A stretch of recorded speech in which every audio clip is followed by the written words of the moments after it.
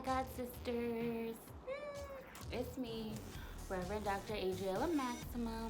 Well, welcome to today. It's October 3rd. October 3rd is... It's October 3rd.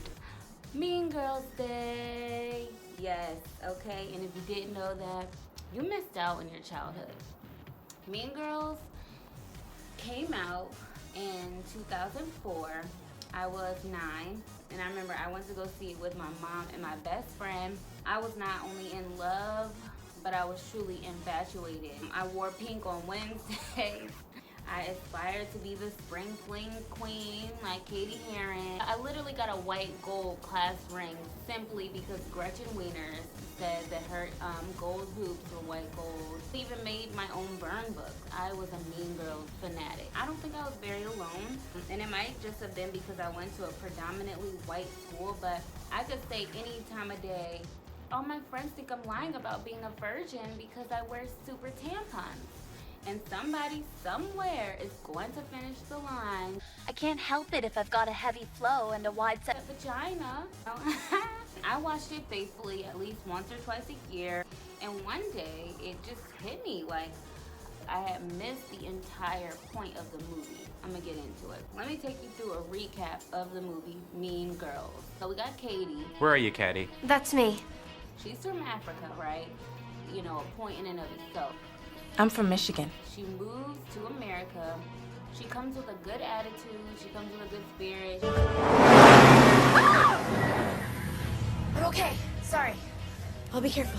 She's ready to meet people. She's ready to make friends. But as a foreigner, not very familiar with things, it turned out to be a little bit more difficult than she imagined. Jumbo! What? Just kind of needing to fit somewhere. She becomes friends with two people who aren't so bad. They just don't really have her best interest at heart. Why would we get you into trouble? We're your friends? I know it's wrong to skip class, but Janice said we were friends, and I was in no position to pass up friends. We all know what happened. She ends up infiltrating the plastics and basically gets in with the cool girls just so that they can kind of sabotage things from the inside out. She's taking in the plastics. She's learning what makes people really like them. Wow, your house is really nice. I know, right? Make sure you check out her mom's boob job. They're hard as rocks. I'm home! She knows it's not right. She sabotages them anyways, maybe out of curiosity, maybe just out of jealousy or desire to have what they have. The weird thing about hanging out with Regina was that I could hate her, and at the same time, I still wanted her to like me. Okay. You have really good eyebrows. Thanks. But it doesn't take long before she's converted into a full-grown plastic. That new girl moved here from Africa. I saw Katie Heron wearing army pants and flip-flops, so I bought army pants and flip-flops. She's a bitch. She's disrespectful. So why don't you just talk to me? Well, because I couldn't. Because of Regina. Because you were her property. Her property. No, shut up, not her property. No, don't tell me to shut up. I wasn't. God, you know what? You are just like a clone of Regina. Not even Aaron Samuels liked her, and he was with Regina, so I should say he had a high tolerance for bitchiness. Katie's life fell apart. She wasn't able to go to the spring fling anymore. She kind of lost her friends. Actually, everybody hates you. Word vomit. No, wait a minute. What is this? Actual vomit. Regina got hit by a bus. And shove it right up your hairy... It's super dramatic, but that is the point. They were trying to show that when you live that lifestyle, bad things start happening. You build up negative karma, and yes, you may have people who like and love you, whatever, but it's usually not genuine and it's usually not sustainable. Eventually, there's gonna be no more admiration, no more praise, and eventually you're gonna experience alienation. She had a pretty humble upbringing, and because of that, she was a lot more grounded than the other girls, and she was able to realize the error in her ways. Calling somebody else fat won't make you any skinnier. Calling someone stupid doesn't make you any smarter. And ruining Regina George's life definitely didn't make me any happier. All you can do in life is try to solve the problem in front of you. And start started to work towards her true self again. The movie wrapped up with it being like a beautiful, you know, kumbaya, everyone went their separate ways. Mà yun nhá, yun nhỉ? Con nhỏ chân, nói về vậy đó. Cái gì? I had gone from homeschool jungle freak to shiny plastic to most hated person in the world to actual human being. Hey.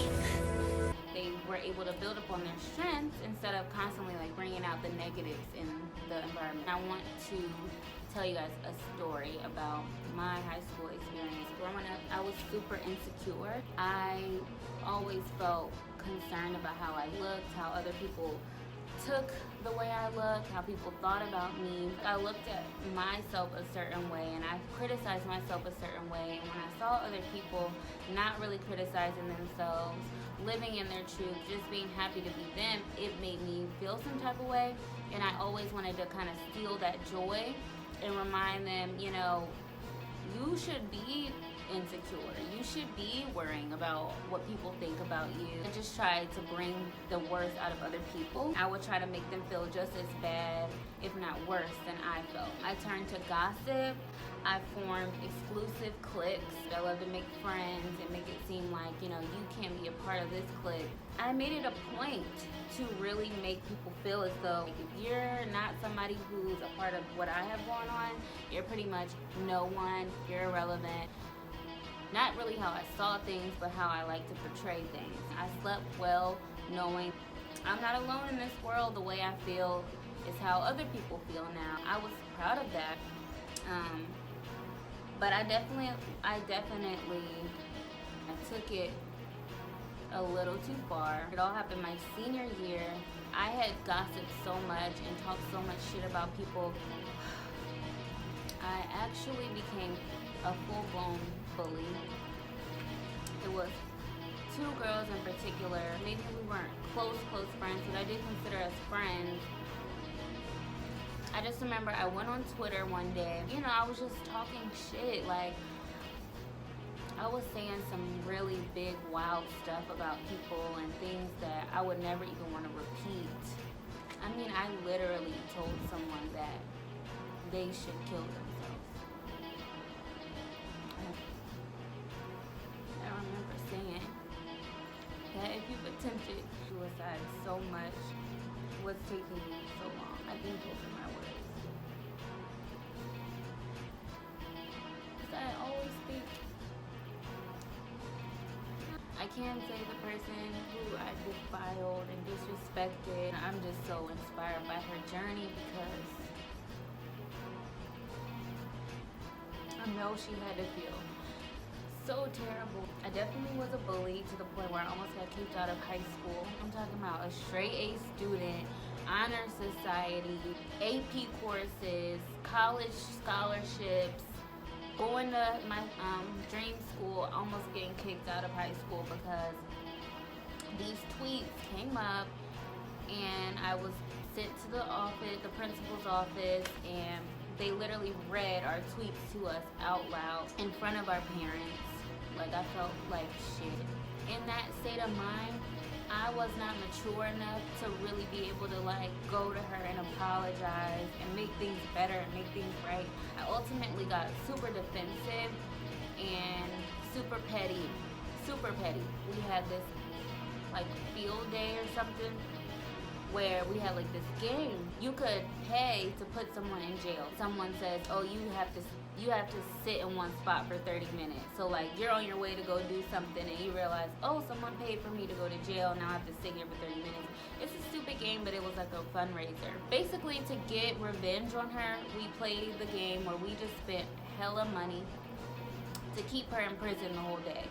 So at first, you know, she's taking it like a joke, like, oh my God, who's throwing me in jail? To what the fuck? Like, is this serious? You guys really hate me this much? Seeing her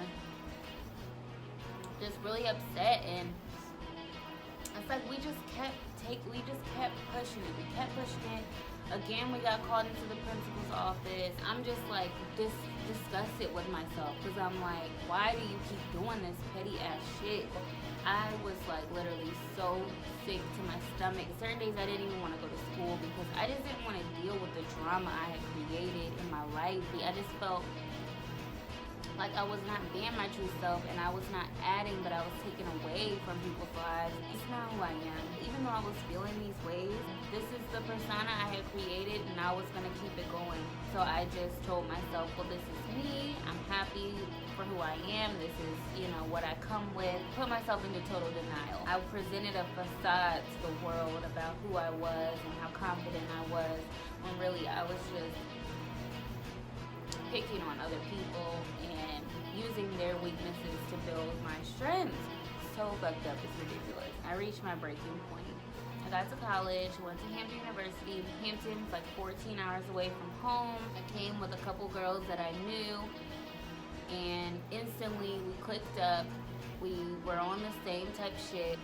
We partied, we drank, we smoked. I was doing stuff like wild stuff. I'm like very transparent, so I don't mind going into that. If you guys really want to know, I'm happy to share. I really want you to know that you're not alone in this. I could care less about how you look at me. We did the typical unfulfilling things. We gossiped. We talked about, oh, she's a hoe and she's not a hoe, and he's this and he's not that. Just compared and contrasted people all day. We entertained drama, we entertained beef, we entertained fighting. We just loved all of that drama and all of that craziness. I remember feeling ultimately very alone because I felt like I didn't really have anybody who I could be just genuinely myself around. Talking about God, I want to talk about my growth as a person. I want to talk about, you know, ways to help people. It was just so many things I felt like I could not address with the friend groups that I had made because we were so much more focused on the superficial things. Subconsciously, I became extremely just sick of being the person who I was. Without even knowing, I disengaged myself from that original group. You can truly change the person that you are simply by like just being fed up enough to the point where you just subconsciously start to change. And so I subconsciously started to change. I didn't even realize it. And around this time is when I met some very key people in my life. I'm gonna name names because they're super important to me. But I met Diana, I met Bobby, and I met Simone. I started to see like, okay, I don't have to be that person with these people. You know, they were just like a smooth transition to, yeah, they hung around, they were in the same type of crowd, and they were easier to talk to. They didn't judge me. They accepted me for who I was and where I was. And so I just felt more comfortable with them. The old clique, I really to this day can't even really pinpoint what was the initial issue. We were once friends, and then it just became like a blow up. Mind you, one of the people in this group was my roommate. So I'm going home every night to this girl. I'm trying to get away from who I am when I'm around her. So I'm trying to like, you know, push myself away from her, and it blew up, y'all. Like it blew up. They started stealing my clothes. They put a roach in my bed. And I have to put emphasis on that. They put a roach in my bed. It was like a eye-opening moment where I'm like, yo, I had already internalized and conceptualized that after all of this time of me being in consistent drama, that maybe it was not them, maybe it was me. Maybe I was bringing these things into my life. Maybe I was encouraging drama. Maybe the life that I was setting up for myself was a life I was not ready to live. Yes, they were taking my clothes. Yes, they put roaches in my bed. Yes, they were lying on me. Yes, they were gossiping about me. Because of my experiences, saw that as a reflection of me. You know, how is it that I'm always in the situation? Why am I always the constant? I mean, this is really embarrassing, but like, yeah, me and Diana had set up like a boxing booth in Twitchell Hall, and I was going down Twitchell Hall punching a freaking pillow to try to learn how to fight real quick. It was like several people involved, girls got hurt, people who weren't even involved got hurt, and it was just ultimately disgusting. And here I am, once again, in a freaking administrator's office in college, my first year. Not even talking about that far into the year. Not even that far into the year, I'm already in trouble. I'm already getting called up So I also got called out the first week of school for something, but that's neither here nor there. But yeah, so now I'm in trouble. I'm about to get out by 5 because we're fighting, we're doing all this other stuff. I'm talking about, it was just crazy. It was literally crazy. I reject this. My soul rejects this. I don't want that because that ultimately creates this drama, this layered facade, this personality that you have to keep up with, and I just don't want that. I think that's something I really missed in terms of the movie Mean Girls. They did a great job of showing that if you put yourself in that space a lot, you will reap the karma. The karma will come back. You cannot treat other people that way and not expect it to come back twofold. It's not easy to unlearn being a mean girl. It's not. When you've been sticking to one ideal your whole life, it's going to take a little bit more than that to fully wipe it out of your system. So the point I'm trying to make in all of this, through Mean Girls, through my story, you have to just be really true to yourself, and you have to be true to your heart. But you will always know when things don't feel right, and if you don't, you will start realizing the negative karma that it creates. Inclusivity, love, compassion, being transparent, not pretending like you have it all together when other people don't. Like, you do not have it all together.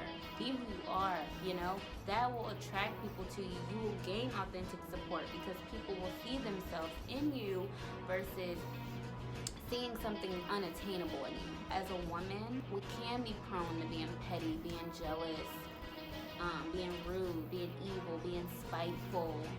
Those qualities take away from who we truly are. They really do inhibit our growth. And the best relationships I've had are relationships with people where I truly was able to let my guard down. Embarrassing sides, the good sides, the bad sides, and allowing those people the space to accept me for who I am. You will always pretty much feel comfortable and natural around me because that's my goal. I don't want you to feel uptight. I don't want you to feel like that. I truly want you to feel like you are a part of me and I'm a part of you at all times. I learned this from Mean Girls. I learned this from life. Work on what kind of power you really see yourself wanting, what kind of power is actually sustainable, and just going forth in your purpose in life. And I don't want you to feel bad about yourself or guilt yourself or any of that. Reverend Dr. Adriella Maximum. I'm just a vessel of light. That's all I aim to be. And I love you guys so much. I hope that you gained something from this. I hope I did not offend anyone. Knowing what brings out the best in you versus what brings out the worst. Know the reasons. Know your intentions. Know your subconscious intentions. Base your actions upon that. Live in your truth. Be a light. Be love. And that's all I can say, folks. Let's get back to doing me, being cute, staying cute. Because that's what I do. Hope y'all have a very blessed day. Toodaloo. And I wonder if I'm just built this way.